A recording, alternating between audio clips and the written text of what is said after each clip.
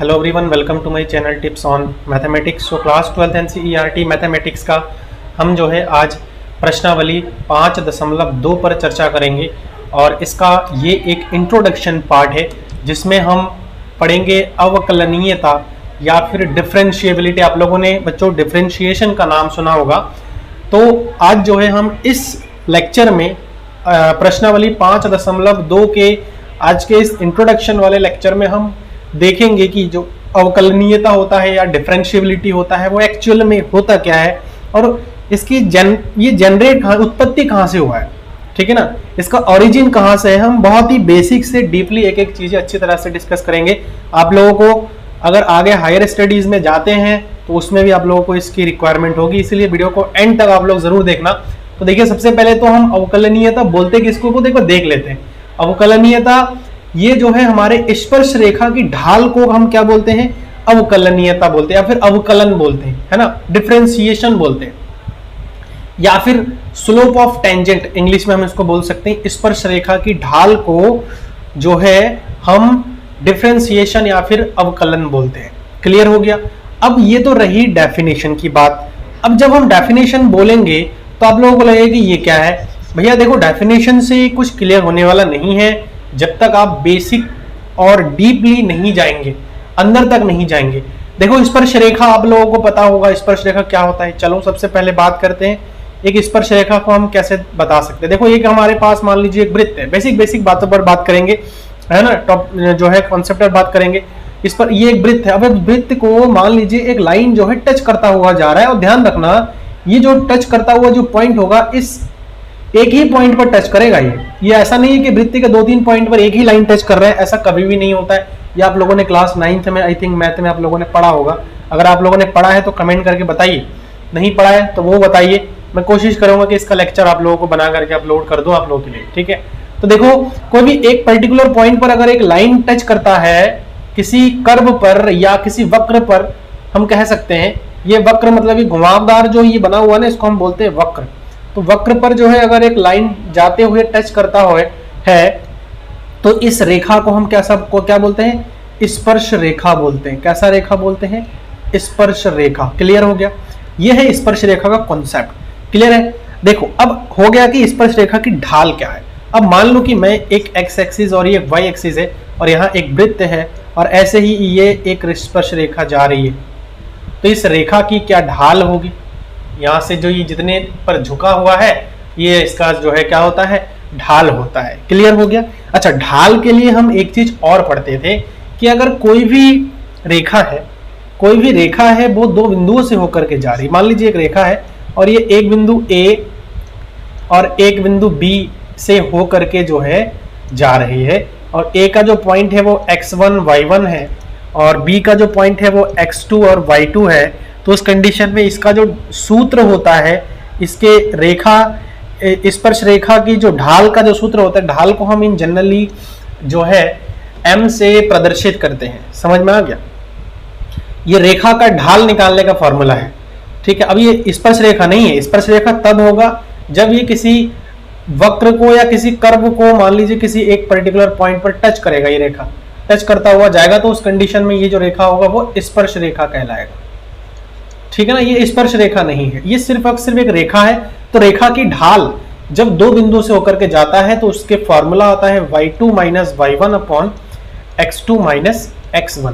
तो ये बहुत ही इंपॉर्टेंट फॉर्मूला है। मैंने आप लोगों को स्टार्टिंग में बता दिया है, इसको आप लोग याद रखिएगा क्योंकि इसमें हम इन्हीं सब चीजों को यूज करके बात करेंगे।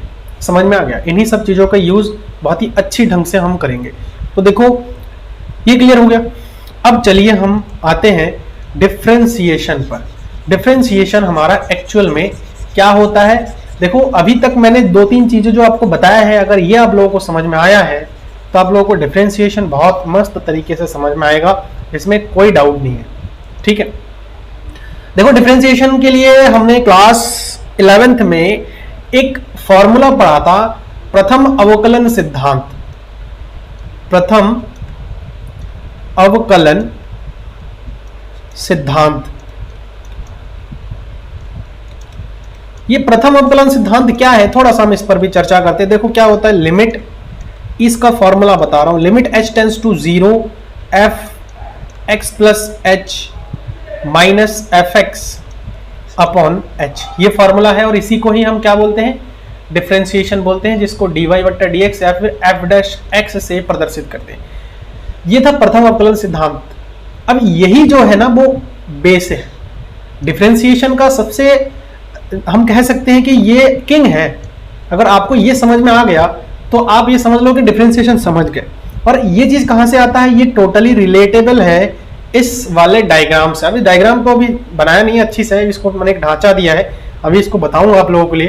तो ये फॉर्मूला आता कहां से है, ये फॉर्मूला आपका आता है स्पर्श रेखा मिलकर के, स्पर्श रेखा का ढाल मिलकर के, समझ में आया। तो चलिए एक एक करके हम बातों को समझ लिए हैं और अब इसको देखते हैं, वेरीफाई करते क्या वाकई में डिफरेंशिएशन को हम जो बोल रहे हैं वही होता है या नहीं होता है। तो देखो यहां पर हमने एक छोटा सा डायग्राम बनाने की कोशिश यहां पर हमने किया है। अब यहां पर मैं मान के चलता हूं कि ये जो डिस्टेंस है ये एक एक्स डिस्टेंस है, यहां से ये जो डिस्टेंस है वो एक्स डिस्टेंस है, ठीक है, ये ओरिजिन है।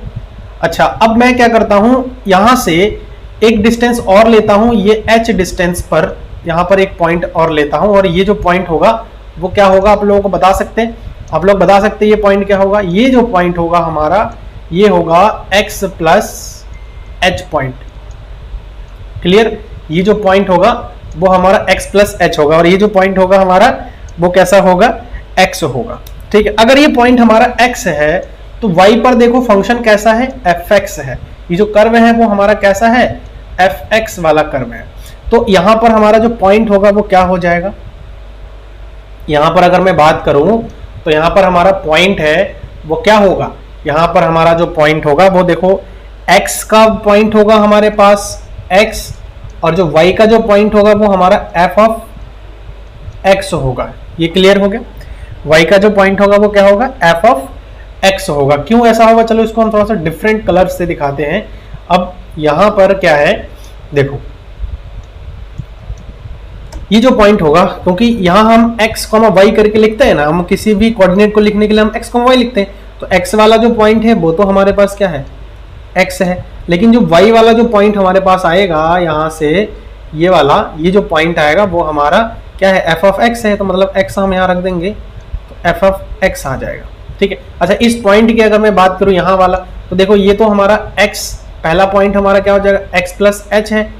लेकिन जो फंक्शन की हम बात करेंगे तो f of x plus H आएगा, ठीक है, f of x plus H.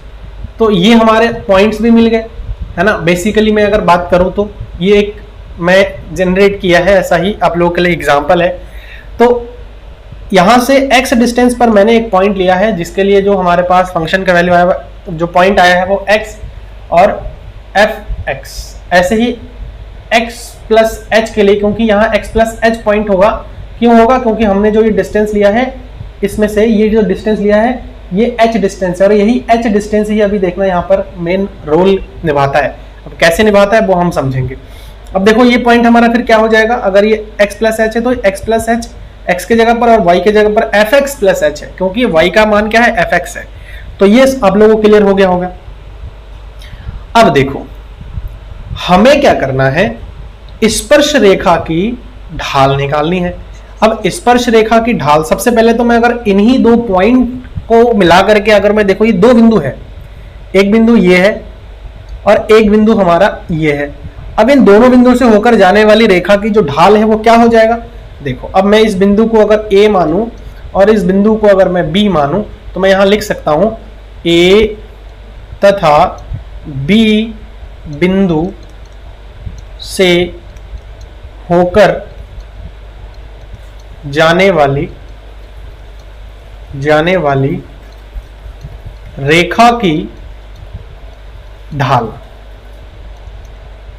Clear है, रेखा की ढाल। अच्छा, ए और बी से होकर जाने वाली जो रेखा है इसकी ढाल निकालने के लिए अभी मैंने आपको फॉर्मूला बताया था, m बराबर होता है y2 minus y1 upon x2 minus x1, है कि नहीं। तो देखो अब ये वाला जो पॉइंट हो जाएगा वो हमारा क्या हो जाएगा, ये हो जाएगा x1, ये हो जाएगा y1, ऐसे ही ये हो जाएगा x2, ये हो जाएगा y2। तो y2 माइनस y1, y2 हमारे पास क्या है, f of x plus h minus y one हमारे पास क्या है, f of x divided by x2 minus x1। x2 हमारे पास क्या है, x plus h minus x1 क्या है हमारे पास, x है। अब देखो यहां से x से x कैंसिल आउट हो रहा है, तो m is equal to f x plus h minus F of x divided by क्या आया, h आया।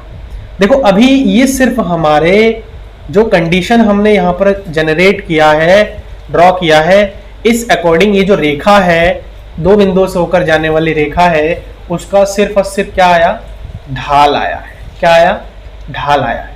अभी देखो यहाँ पे स्पर्श रेखा की ढाल नहीं आया है, अभी क्या आया है, सिर्फ और सिर्फ ढाल आया है।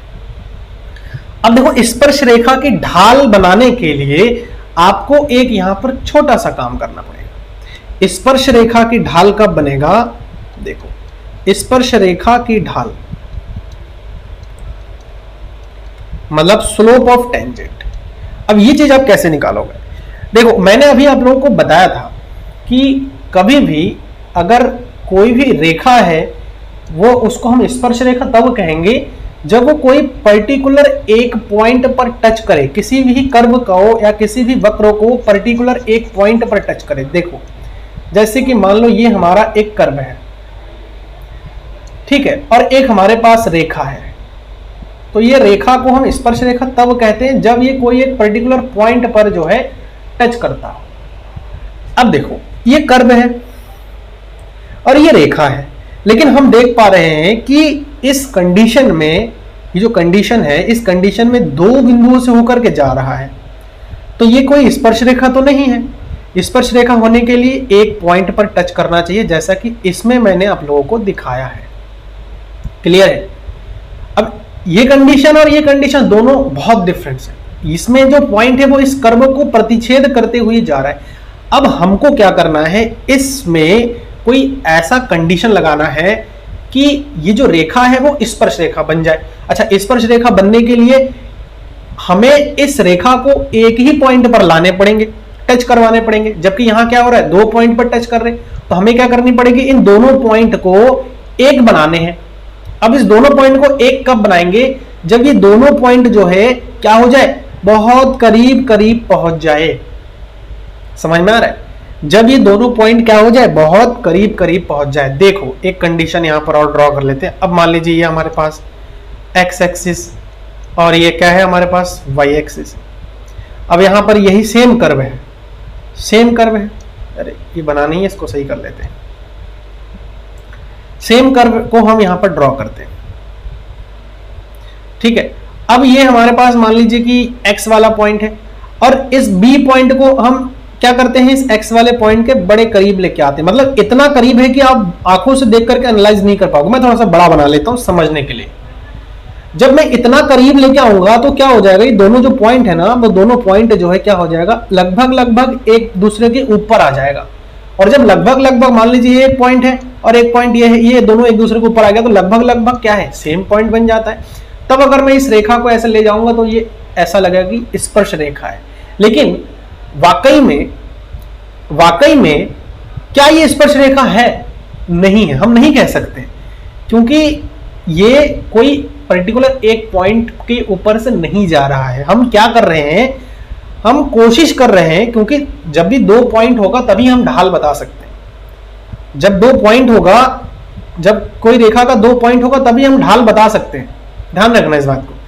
तो जब हम इन दोनों पॉइंट को करीब करीब ले आ रहे हैं, ये हमारा हाइपोथेसिस है कि हम इन दोनों पॉइंट को करीब लेकर के आ रहे हैं, तो ये दोनों पॉइंट मिलकर के एक पॉइंट बन जा रहे हैं। नहीं, आप अगर इस पॉइंट को भी इस ए के ऊपर ला करके रख दोगे तो भैया ए पॉइंट और बी पॉइंट में कोई फर्क ही नहीं रह जाएगा, वो एक ही पॉइंट हो जाएगा। और एक ही पॉइंट से होकर जाने वाली रेखा की ढाल आप कैसे निकालोगे, उसके लिए तो भैया आपके पास ये फॉर्मूला होता है ना, समझ में आया। उसके लिए तो आपके पास ये फॉर्मूला होता है।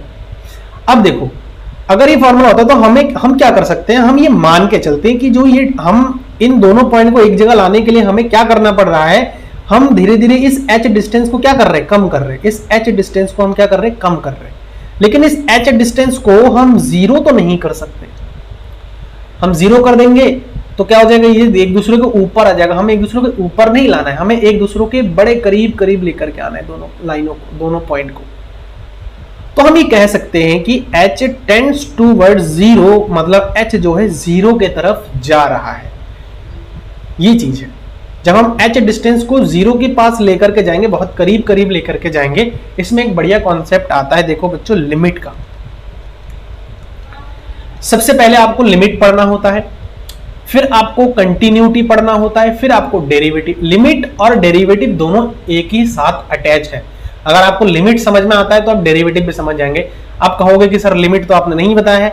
मैंने आप लोगों को लिमिट बता रखा है, लेकिन इसके लिए आपको थोड़ा सा मेहनत क्या करना पड़ेगा, आप लोगों को मेरे प्लेलिस्ट में जाना पड़ेगा, और उस प्लेलिस्ट में जब जाएंगे तो उसमें CUET, आप लोगों को पता है कॉमन यूनिवर्सिटी का जो एंट्रेंस टेस्ट होता है वो 2023 करके मैंने एक प्लेलिस्ट बना रखा है आप लोगों के लिए। इस प्लेलिस्ट में जब जाएंगे तो उसमें आप लोगों को जो है एक वीडियो देखने को मिलेगा, CUET 2023 डोमेन सब्जेक्ट मैथमेटिक्स करके, कैलकुलस में हायर ऑर्डर डेरिवेटिव, क्या हायर ऑर्डर डेरिवेटिव, ये वीडियो आप लोग देख लेंगे ना तो आप लोगों को समझ में आ जाएगा, क्योंकि ये वीडियो आप लोगों को भी काम आएगा कहीं ना कहीं अगर आप देखेंगे तो। इसके लेक्चर हमें कोई ऐसा एक प्रश्नावली आएगा आपके आगे जो कि इसी वीडियो से रिलेटेड भी होगा, लेकिन यहाँ मैं आप लोगों को जाने इसलिए बोल रहा हूँ कि यहाँ मैंने लिमिट को बता रखा है आप लोगों के लिए कि लिमिट एक्चुअल में क्या होता है। तो यहाँ लिमिट पर चर्चा हम नहीं करेंगे, यहाँ पर सिर्फ हम डायरेक्टली बात करेंगे।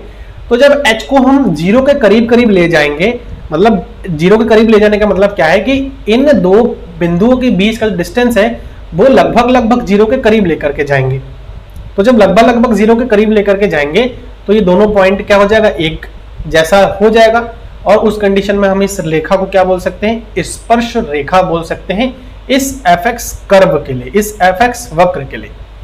तो हमें स्पर्श रेखा की ढाल बताने के लिए क्या करना पड़ेगा, देखो ढाल तो हमारे पास निकल गया था पहले ही, ये तो बहुत इजी था समझना, लेकिन अब स्पर्श रेखा की ढाल निकालने के लिए हमको लिमिट लगानी पड़ेगी कहां तक, h tends to zero, h tends to zero, यही तो हमारा स्पर्श रेखा बना रहा है। स्पर्श रेखा बनाने में कौन सबसे इंपॉर्टेंट है, ये h सबसे इंपॉर्टेंट है, और h को हम क्या कर रहे हैं, जीरो के तरफ ले जा रहे हैं। Limit h tends to zero, यही सबसे इंपॉर्टेंट है, और limit h tends to zero आपको क्या बता रहा है, स्पर्श रेखा बता रहा है। क्या बता रहा है, स्पर्श रेखा आपको बता रहा है। तो स्पर्श रेखा और साथ में अगर मैं इन ढाल को जोड़ दूं, क्योंकि ये ढाल है हमारा, तो ये क्या हो जाएगा, f(x + h - f(x) divided by h। तो ये हमारे पास क्या आ गया, स्पर्श रेखा की आपका ढाल निकल करके आ गया। समझ में आया। तो यही है जो कॉन्सेप्ट मैं आप लोगों को समझाने जा रहा था, यह है हमारा स्पर्श रेखा की ढाल, और इसी स्पर्श रेखा की ढाल को ही हम क्या बोलते हैं, डेरिवेटिव बोलते हैं। देखो अगर आप चाहो तो इसको आप लोग जो है उतार सकते हो, ठीक है, अगर आप चाहो तो इसको उतार सकते हो। अभी मैं इसको रफ करने वाला हूं, आप लोग उसको नोट डाउन कर सकते हो, या तो अगर नोट डाउन नहीं करना है तो मैंने जो ये वीडियो लेक्चर आप लोगों को बताया है, ये लेक्चर में आप लोगों को सारा चीजें हूबहू ऐसा ही सारी चीजें मैंने वहां डिस्कस कर रखा है, आप लोगों को मिल जाएगा लेक्चर, आप लोग जाकर के देख सकते हो, ठीक है। तो ये डेरिवेटिव को हम क्या बोलते हैं, स्पर्श रेखा की ढाल, ठीक। अब देखो डेरिवेटिव को एक दूसरे नाम से जानते हैं, rate of change of physical quantity, मतलब परिवर्तन का दर। अब परिवर्तन क्या हो रहा है, देखो ये क्या हो रहा है, y में परिवर्तन बट्टा x में परिवर्तन। अब हम इसको क्या लिख सकते हैं, d, देखो y में परिवर्तन, देखो ये हमारे पास क्या आ गया, limit h tends to zero y2 - y1 upon x2 - x1 ही तो हुआ ये। अब इसको मैं क्या लिख सकता हूँ, dy लिख सकता हूँ, डेल्टा y, dy लिख सकता हूँ, dy, या फिर डेल्टा y लिख सकता हूँ, डेल्टा y बट्टा डेल्टा x। अब जब इसमें हम लिमिट लगा देंगे h, तो उसमें क्या आ जाएगा, dy बट्टा dx, और इसी को हम बोलते हैं कि ये हमारा क्या है, डिफरेंशिएशन है। और इसको हम किससे लिखते हैं, f'(x). ये जो फंक्शन है, इस फंक्शन का जब हम डेरिवेटिव कर रहे हैं तो इसको हम किससे लिखते हैं, f'(x) से लिखते हैं। चलिए इसको हम फटाफट से जो है रफ करते हैं जल्दी से, और इसमें जो है हम फटाफट से कुछ चीजें लिख देते हैं आप लोगों के लिए कि जो डेरिवेटिव होता है वो एक्चुअल में क्या होता है। लेकिन हम इसमें फर्स्ट प्रिंसिपल से जो है डेरिवेटिव नहीं करते हैं, वो मैंने आप लोगों को सिर्फ एक कॉन्सेप्ट बताया कि एक्चुअल में डेरिवेटिव निकल के कहाँ से आ रहा है, इसका ओरिजिन कहाँ से। यही मेरा बताने का आप लोगों का मेन उद्देश्य था। तो देखो, जब भी डेरिवेटिव की बात करेंगे तो उसको हम किससे लिखते हैं, dy बट्टा dx से लिखते हैं। क्यों लिखते हैं वो मैंने अभी आप लोगों को बताया है। या फिर इसको हम क्या लिख सकते हैं, f डैश x लिखते हैं, या फिर इसको हम क्या लिख सकते हैं, limit h tends to 0 f x plus h minus f x upon h। ये हमारे पास जो है डिफरेंशिएशन होता है मेन, ठीक है। और इसी को ही हम क्या बोलते हैं, स्पर्श रेखा की ढाल, या फिर किसी भी राशि का किसी दूसरे राशि के सापेक्ष परिवर्तन। इसी के हेल्प से आप लोग साइन का डिफरेंशिएशन निकाल सकते हो, कॉस का डिफरेंशिएशन निकाल सकते हो। उसके लिए आप लोग क्लास 11th में आप लोगों ने पढ़ रखा है, तो मैं यहाँ पर डिस्कशन ज़्यादा करूँगा नहीं, ठीक है, ज़्यादा डिस्कशन नहीं करूँगा। यहाँ पर हमारे पास कुछ फार्मूलाज आते हैं, देखो डिफरेंशिएशन का कुछ फार्मूला आता है, तो उसको हम थोड़ा यहाँ पर फटाफट देख लेते हैं। डिफरेंशिएशन का, अगर देखो कोई भी दो राशि है d बट्टा डी एक्स, कोई भी दो क्वांटिटी है ना, u इंटू भी, तो हम पहले क्या करते, डी यू डी बट्टा डी एक्स भी, अगर x के सापेक्ष हम कर रहे हैं, प्लस भी डी बट्टा डी एक्स यू, ये होता है। अच्छा, दूसरा क्या होता है, अगर मैं d बट्टा डी एक्स, ये पहला हो गया, दूसरा हो गया अगर d बट्टा डी एक्स, क्योंकि कोई भी राशि है अगर मैं u प्लस भी कर रहा हूं, तो d बट्टा डी एक्स पहली राशि u का, प्लस d बट्टा डी एक्स दूसरी राशि v का डिफरेंशिएशन हो जाएगा। क्लियर हो गया। ऐसे ही मैं अगर माइनस वाले की बात करूं, d बट्टा डी एक्स u माइनस भी, u माइनस भी करूं, तो वो भी एग्जैक्टली सेम d बट्टा D x you minus D बट्टा डी एक्स भी, ये हो जाता है, ठीक है। ये फार्मूला आप लोग याद जरूर कर लीजिएगा, क्योंकि ये काफ़ी इंपॉर्टेंट फार्मूला है आप लोगों के लिए, ठीक है। तो चलिए आगे एक फार्मूला और है, वो भी मैं आप लोगों को बता देता हूँ।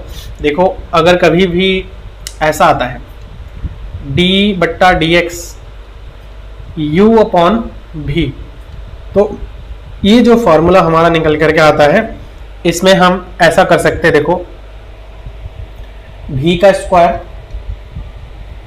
बट्टा भी डी बट्टा D x you minus U D बट्टा डी एक्स भी, तो ये फॉर्मूला निकल के आता है। गुणा का भी हो गया, जोड़ घटाना और भाग के लिए डिफरेंशिएशन फॉर्मूला मैंने आप लोगों को बता दिया है। इसको साथ ही साथ आप लोग नोट डाउन भी करते जाइएगा, ठीक है, ताकि आप लोगों को जो है अच्छी तरह से ये सारी चीजें आगे भी याद रहे। क्लियर हो गया, आगे भी याद रहे। चलिए अब हम जो है इसमें कुछ थ्योरम्स आते हैं, हमारे थ्योरम्स पर बात करते हैं। देखो प्रमेय, कुछ प्रमेय आते हैं हमारे। प्रमेय नंबर फर्स्ट,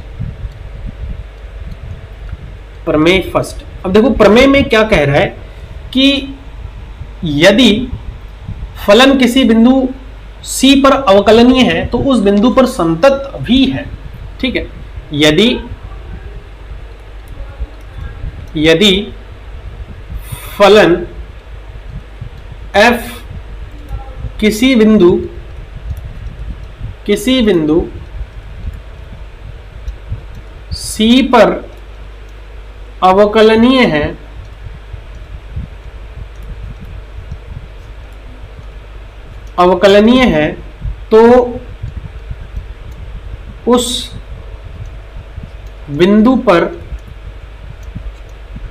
तो उस बिंदु पर वहां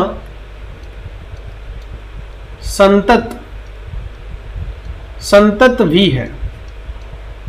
क्लियर।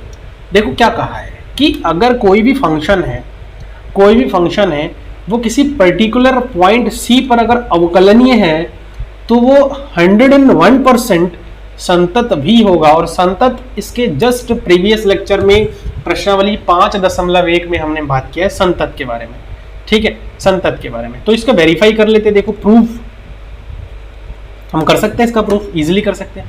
तो मतलब ये है कि अगर कोई फंक्शन अवकलनीय है तो वो संतत होगा। तो हम एक अवकलनीय एक फंक्शन ले लेते हैं जिसका अवकलनीय को लेकर के सॉल्व करते हैं और दिखा देते हैं कि वो संतत है, ठीक। तो देखो चलो, अब चूंकि कोई बिंदु है चूंकि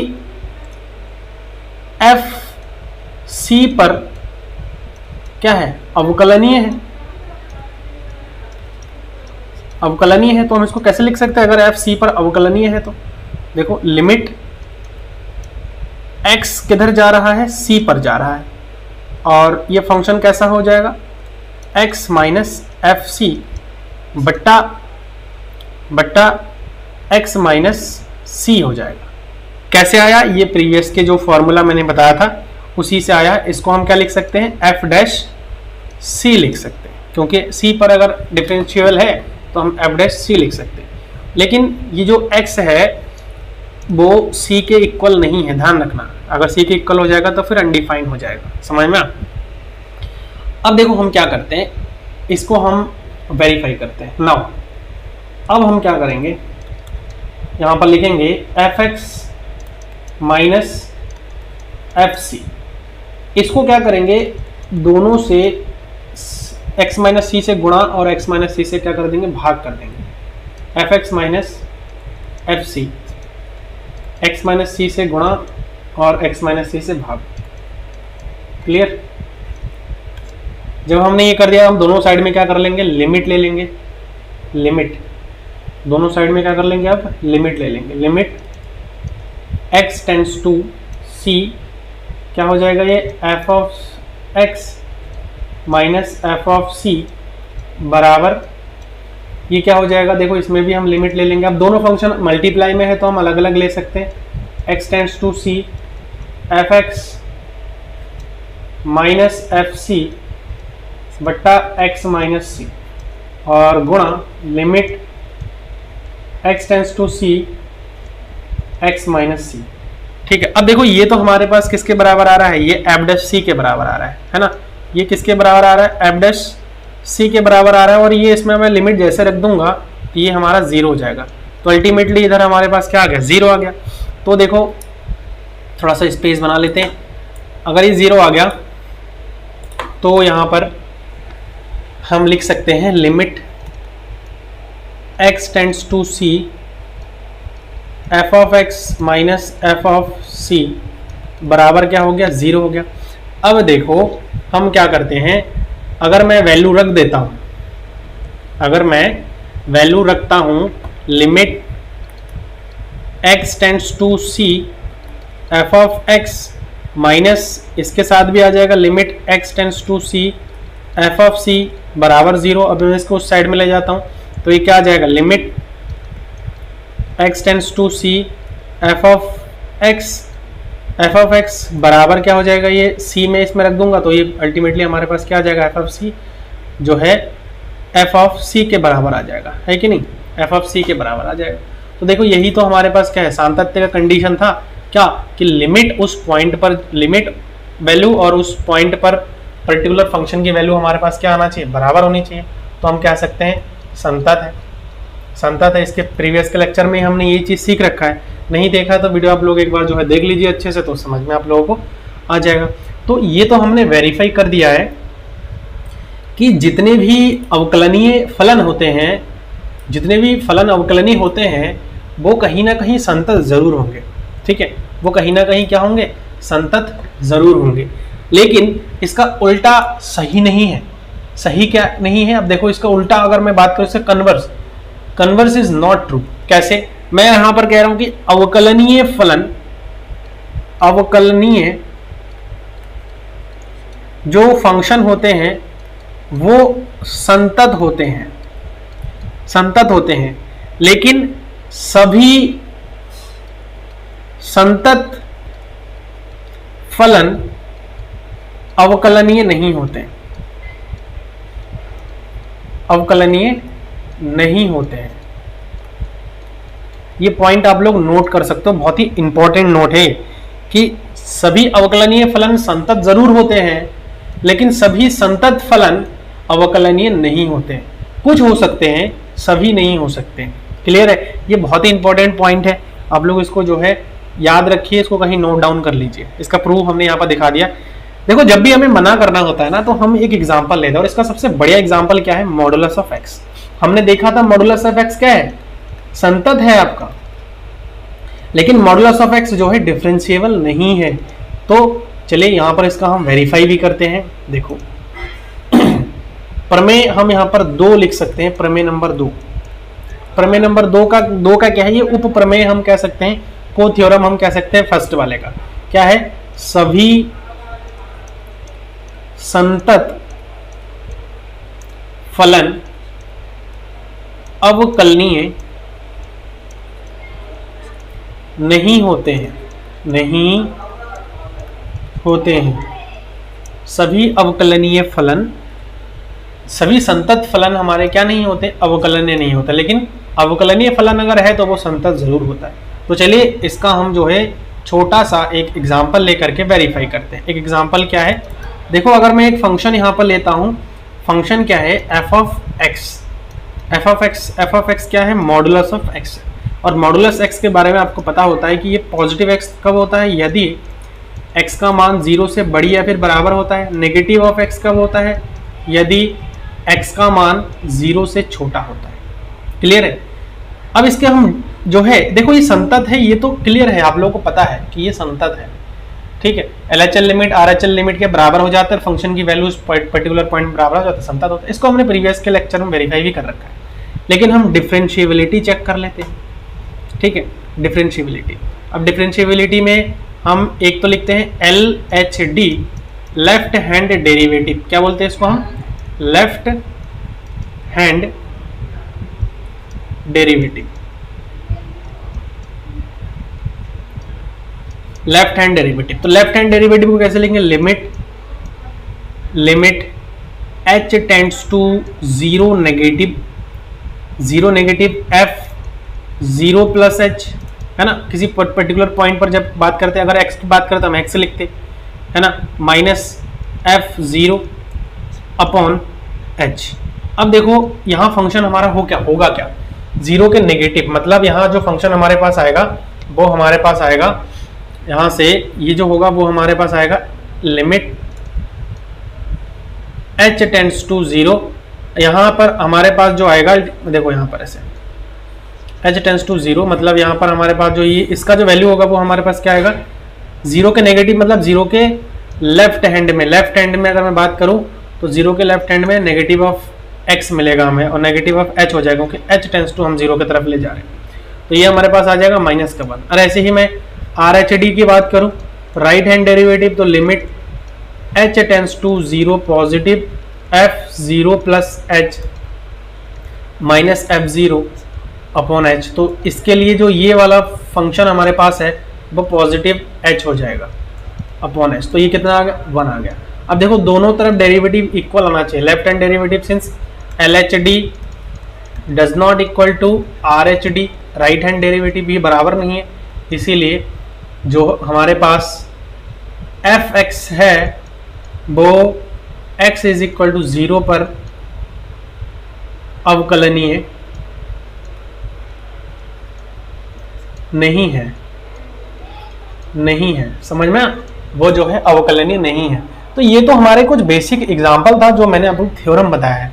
अब मेन बात पर चलेंगे और क्वेश्चन कैसे सॉल्व आउट करेंगे, वो भी बहुत इंपॉर्टेंट है, और वो भी हम एक एक करके अब धीरे धीरे करेंगे। ठीक है, तो देखिए सबसे पहली चीज हमें अब यहाँ पर कैसे सॉल्व आउट करना है। छोटा सा एग्जांपल लेते हैं, उदाहरण नंबर 21। उदाहरण नंबर 21 में क्या दे रखा है कि f ऑफ x है जो कि आपका साइन x का स्क्वायर का अवकलज ज्ञात कीजिए, का अवकलज ज्ञात कीजिए।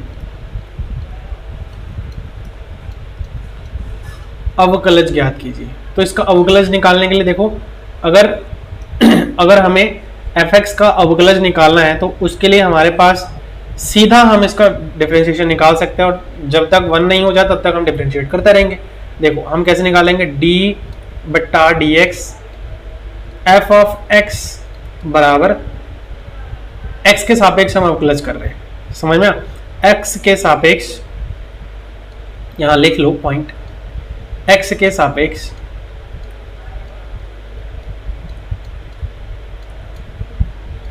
अवकलज करने पर x के सापेक्ष अवकलज लिख रहे हैं, तो x के सापेक्ष जब करेंगे तो d बट्टा dx लिखेंगे, y के सापेक्ष करते तो d बट्टा dy लिखते, t के सापेक्ष करते तो d बट्टा dt लिखते। किसका कर रहे हैं? इसका कर रहे हैं, तो इसमें हम क्या हो जाएगा d बट्टा dx साइन x का स्क्वायर। अब देखो साइन का अभी फॉर्मूला मैंने बताया नहीं, आप लोग बता दूंगा, पहले आप लोग देख लीजिए एग्जाम्पल को। साइन का जो डिफरेंशिएशन होता है वो कॉस होता है, अभी करते हैं। देखो साइन का क्या होता है? कॉस होता है, कॉस एक्स का स्क्वायर। साइन एक्स का क्या होता है? कॉस एक्स होता है, तो साइन एक्स स्क्वायर है तो कॉस एक्स स्क्वायर आ जाएगा। फिर से हम एक्स स्क्वायर का करेंगे, तो एक्स स्क्वायर का करेंगे तो हमारे पास एक फॉर्मूला आता है, अभी वही मैं सारा बताऊंगा आप लोगों को, वैसे पहले बताना चाहिए था, कोई बात नहीं, इसको देख लेते। 2x आ जाएगा, फिर x का करेंगे d बट्टा डी एक्स, फिर से x का करेंगे तो ये हमारे पास क्या आ जाएगा? जब भी d बट्टा डी एक्स करते हैं तो वो हमारा क्या आ जाता है? 1 आ जाता है। तो ये हमारे पास क्या आ जाएगा? 2x cos x का स्क्वायर, ये इसका डेरिवेटिव हमारे पास निकल करके सामने आ जाएगा। अब देखिए इसमें हम एग्जाम्पल कर लेंगे, लेकिन इससे पहले हम क्या करते हैं, कुछ फार्मूला पर चर्चा कर लेते हैं, क्योंकि फार्मूला अगर जब तक आप लोगों को नहीं पता होगा तब तक आप डिफरेंशिएशन नहीं कर पाओगे, ठीक है, डिफरेंशिएशन नहीं कर पाओगे। तो चलिए हम फार्मूला पर बात करते हैं। फार्मूला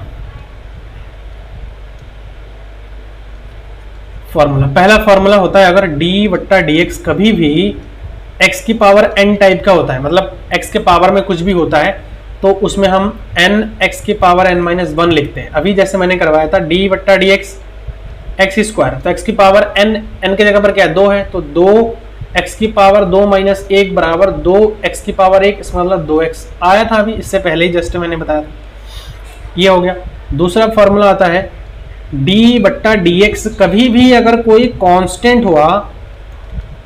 हुआ तो उस कांस्टेंट का डेरिवेटिव हमेशा क्या होता है? 0 होता है, मतलब उस कांस्टेंट का जो ढाल होता है वो हमारा हमेशा के लिए 0 होता है। तीसरा क्या है? d बट्टा डी एक्स अगर मैं कभी भी साइन एक्स करता हूं तो साइन एक्स का हमारे पास डेरिवेटिव होता है कॉस एक्स। ऐसे ही चौथा d बट्टा डी एक्स अगर मैं कॉस एक्स लिखूं तो कॉस एक्स का जो डेरिवेटिव होता है माइनस का साइन एक्स होता है, ठीक है। पांचवा नंबर d बट्टा डी एक्स अगर मैं बात करूं tan x की तो वो हमारा होता है sec स्क्वायर x। छठा नंबर d बट्टा डी एक्स अगर मैं बात करूं sec x की तो ये फॉर्मूला आता है sec x into tan x, ठीक है, ये क्या आता है? sec x into tan x आता है। ऐसे ही मैं अगर बात करूं d बट्टा डी एक्स cosec x तो cosec x का आता है माइनस का cosec x into cot x, ठीक है, cosec x into cot x आता है। ऐसे ही अगर मैं बात करूं, इधर ही लिख देते हैं, इसको मिटा देते हैं, क्वेश्चन तो हम बहुत सारा कर लेंगे अभी, ठीक है। d बट्टा डी एक्स अगर मैं cot x की बात करूं, d बट्टा डी एक्स कॉट एक्स तो माइनस का cosec स्क्वायर x होता है, ठीक है, माइनस का cosec स्क्वायर x होता है। अब देखो इसमें और भी बहुत सारे फार्मूलाज हैं। अब अगला फार्मूला आता है d बट्टा डी एक्स अगर मैं log x की बात करूं, log x का होता है 1/x। ऐसे ही d बट्टा डी एक्स अगर मैं e की पावर x की बात करूं, एक्सपोनेंशियल पावर ऑफ x, तो इसका e की पावर x ही होता है। अभी इसके छोटे छोटे और भी बहुत सारे फार्मूला है, वो सारी चीज़ें हम धीरे धीरे जो है एक एक करके जैसा ही आता रहेगा वैसे ही हम जो है इसको करते रहेंगे। और देखो एक चीज़ और यहाँ पर नोट डाउन करना, d बट्टा डी एक्स अगर मैं x के सापेक्ष ही करता हूँ तो वो 1 आता है। रीज़न क्या है? पावर में कितना 1 है, तो x की पावर अगर n वाला फॉर्मूला लगाए तो n की जगह पर कितना है 1, n x की पावर n माइनस 1, तो n की जगह पर 1 माइनस 1, तो 1 इंटू एक्स की पावर 0 और समथिंग की पावर 0 वो हमारा 1 ही होता है, 1 इंटू 1 दैट इज 1, तो हमेशा के लिए क्या हो जाएगा? 1 हो जाएगा। किसी की पावर अगर 1 है और उसी के सापेक्ष डेरिवेटिव कर रहे तो वो 1 आ जाता है। क्लियर हो गया? तो ऐसे ही जो है हम क्या कर सकते हैं, डिफरेंशिएशन को फॉर्मूला के हेल्प से कर सकते हैं। और ये फॉर्मूला देखो ऐसा नहीं है, मनगढ़ंत नहीं है, ये फॉर्मूला आपका अभी इसके प्रीवियस में जो मैंने प्रथम अवकलन सिद्धांत बताया है, लिमिट लगा करके जो डेरिवेटिव बताया है, उसमें अगर आप साइन एक्स रखोगे फंक्शन एफ एक्स की जगह पर तो वो कॉस एक्स ही आएगा, कॉस एक्स रखोगे तो माइनस का साइन एक्स आएगा। ऐसे ही आप उस फॉर्मूला से सारे के सारे जो है ये फार्मूला जनरेट कर सकते हो। समझ में आया? ये क्लास 11th में बच्चों को सिखाया जाता है। अब आप लोगों ने कितना सीखा है ये तो मुझे नहीं पता, नहीं सीखा है तो उसको आप लोग सीख लीजिए, क्योंकि इसकी रिक्वायरमेंट है, इसकी ज़रूरत आप लोगों को है। और छोटा मोटा नहीं, इसकी ज़रूरत अभी बहुत आगे तक जाने वाला, आपका साथ छोड़ने वाला नहीं है। तो देखिए अगला एक एग्जाम्पल हम और भी करते हैं, NCERT उदाहरण नंबर 22। उदाहरण नंबर 22 दे रखा है 10 2x + 3, ठीक है, 10 2x + 3 का अवकलज करना है, का अवकलज ज्ञात कीजिए।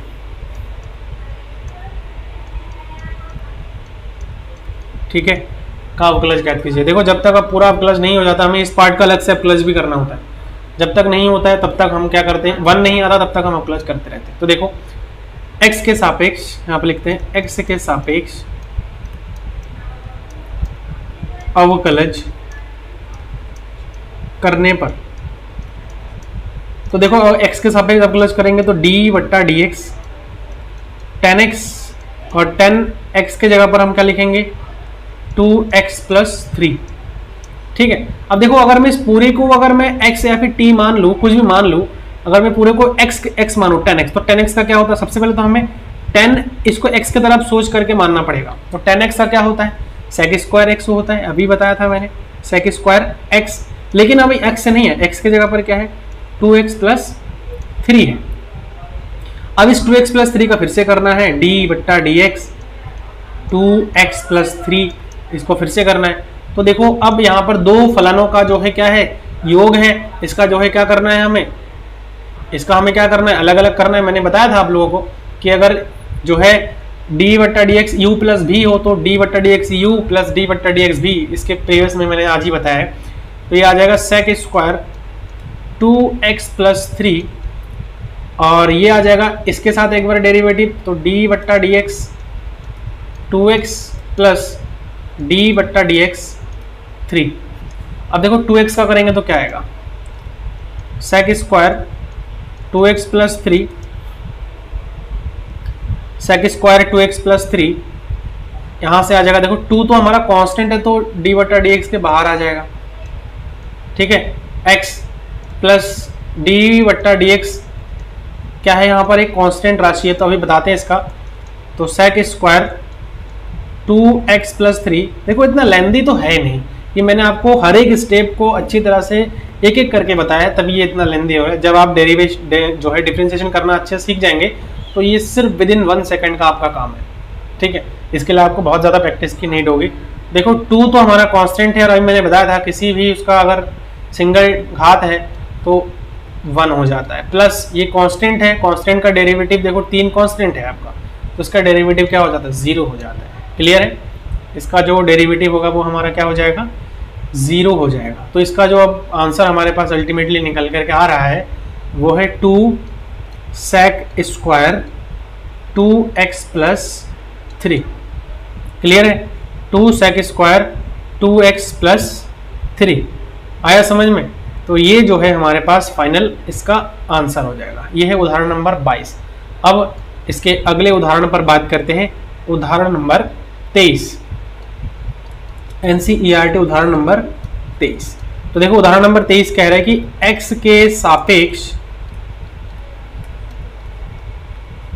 के सापेक्ष साइन cos x² का अवकलन ज्ञात कीजिए। अवकलन ज्ञात कीजिए या फिर अवकलन कीजिए लिखा हुआ है क्वेश्चन में, इसको हम कीजिए कर देते हैं।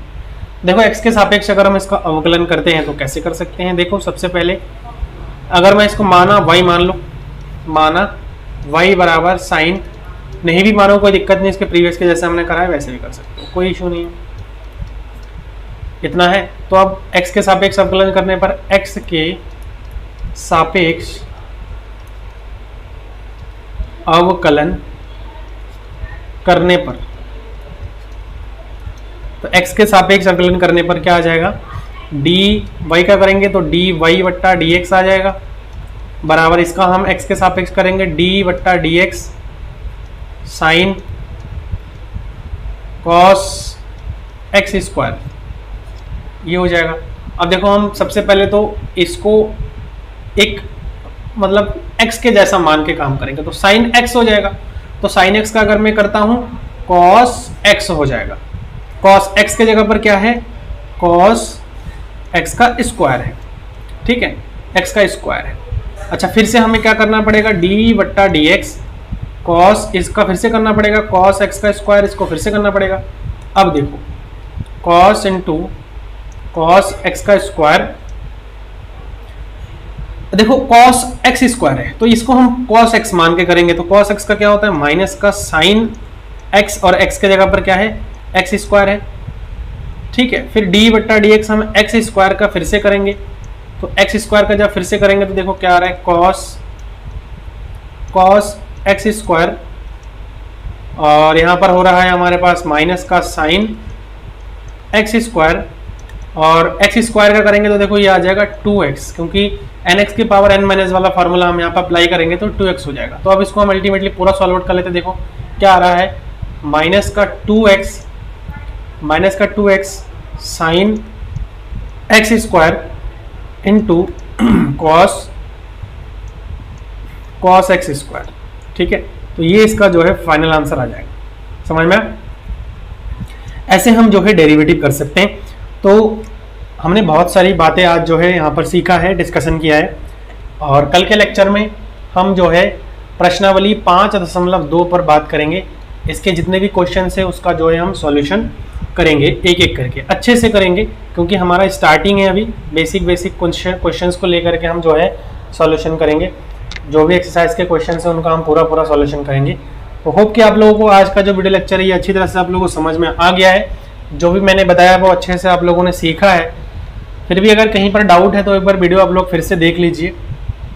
नहीं आता है समझ में तो कमेंट से डायरेक्ट आप लोग मेरे से जुड़ सकते हैं, बात कर सकते हैं। और कल के लेक्चर में हम 5.2 के जितने भी क्वेश्चन है उस पर डिस्कशन करेंगे। उसके लिए आप लोग जो है मेरे चैनल के साथ जुड़े रहिए, और जुड़े रहने के लिए आप लोगों को मेरे चैनल को सब्सक्राइब करना होगा। अगर नहीं किया है तो उसको कर लीजिए, साथ में नोटिफिकेशन बेल को भी प्रेस कर दीजिए। और वीडियो अगर सही लगे तो उसको लाइक करें और अपने फ्रेंड्स लोगों के साथ भी शेयर करिए। So thanks for watching this video.